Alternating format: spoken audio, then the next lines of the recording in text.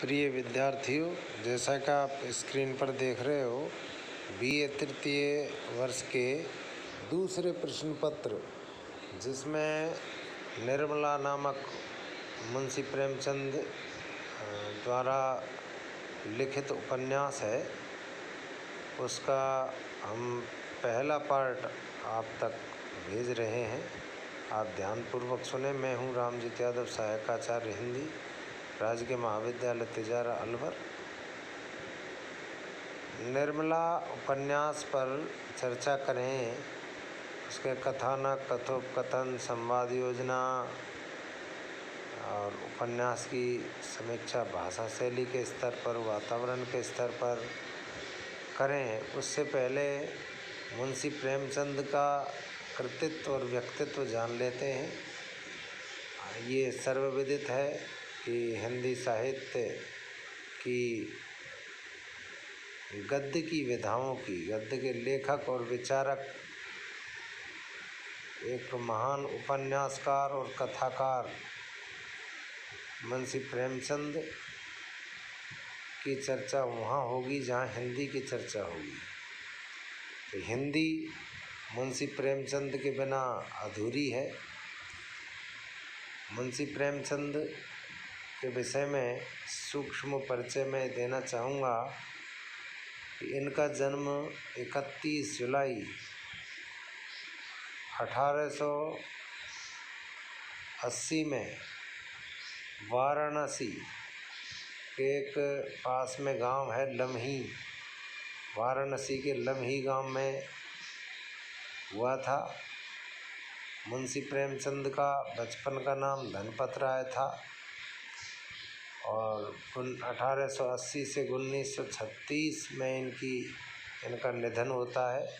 यानी मात्र 56 साल की एक छोटी उम्र में, थोड़ी आयु में ही मुंशी प्रेमचंद जी ने जो नाम किया, जो प्रसिद्धि प्राप्त की, वो इस जगत में विरले ही महापुरुषों को सुलभ है।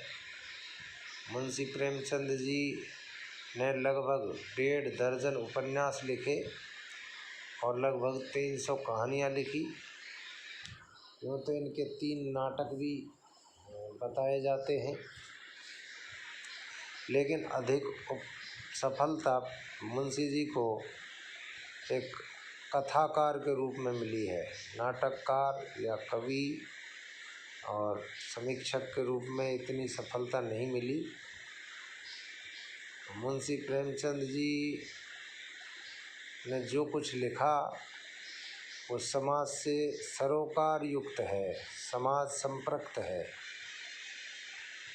मुंशी प्रेमचंद जी की जीवन यात्रा की चर्चा कर रहे थे। मात्र 7 वर्ष की आयु में इनकी माता का निधन हो गया। 15 वर्ष की आयु में इनका प्रथम विवाह हुआ। 16 वर्ष की आयु में इनके पिताजी का स्वर्गवास हो गया। 25-26 वर्ष की आयु में पुनः इनका विवाह शिवरानी देवी से हुआ, जो एक बहुत ही सुशिक्षित महिला थी, जिन्होंने प्रेमचंद घर में नाम से बहुत ही प्रसिद्ध प्रेमचंद जी की जीवनी लिखी है। प्रेमचंद जी के 2 पुत्र और 1 पुत्री हुई थी। एक इनके पुत्र मुंशी अमृत राय बहुत ही प्रसिद्ध लेखक हुए हैं, कथाकार हुए हैं, उपन्यासकार हुए हैं। ये इनकी पारिवारिक स्थिति थी। इन्होंने मैट्रिक परीक्षा पास करने के बाद अध्यापक की नौकरी की।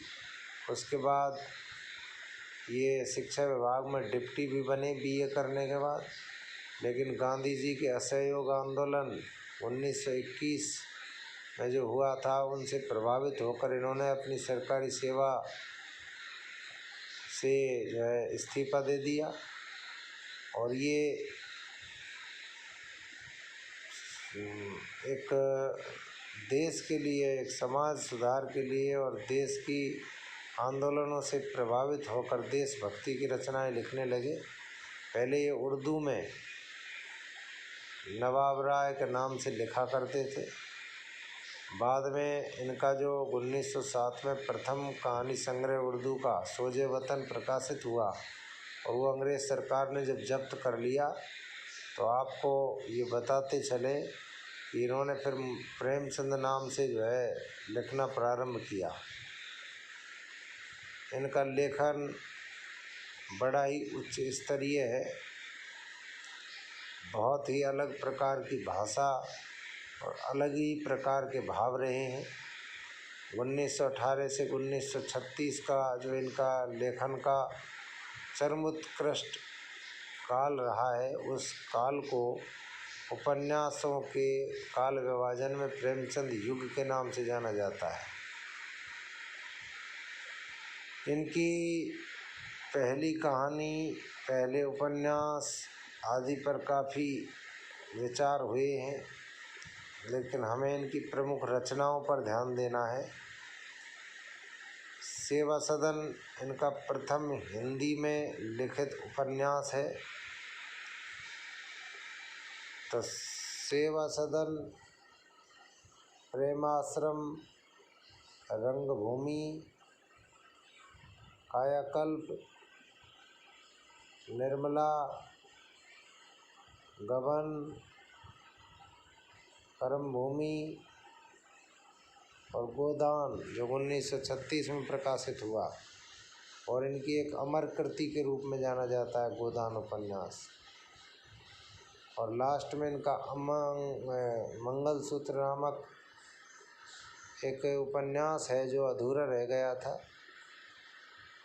300 से अधिक इन्होंने ये कहानियाँ लिखी, जिनमें पंच परमेश्वर, बूढ़ी काकी, सवा सेर गेहूँ और नमक का दरोगा, ईदगाह, पूस की रात और अंतिम जो है इनकी कहानी कफन 1936 में प्रकाशित हुई। प्रेमचंद जी का जो लेखन है वो आदर्शोन्मुख यथार्थवाद का लेखन है। पहले ये आदर्शवादी रचनाएं लिखा करते थे, कहानियाँ, उपन्यास। उसके बाद इन्होंने आदर्शोन्मुख यथार्थवाद का लेखन किया। अंत में ये यथार्थवादी लेखन करने लगे। कफन कहानी हो या पूस की रात हो, ये यथार्थवादी कहानियाँ। इसी तरह गोदान भी एक बहुत ही सुंदर इनका उपन्यास रहा है। आज के वीडियो में बस प्रेमचंद जी के परिचय तक ही हम रुकेंगे। बहुत बहुत धन्यवाद। अगले वीडियो में इनके निर्मला उपन्यास पर चर्चा होगी। धन्यवाद।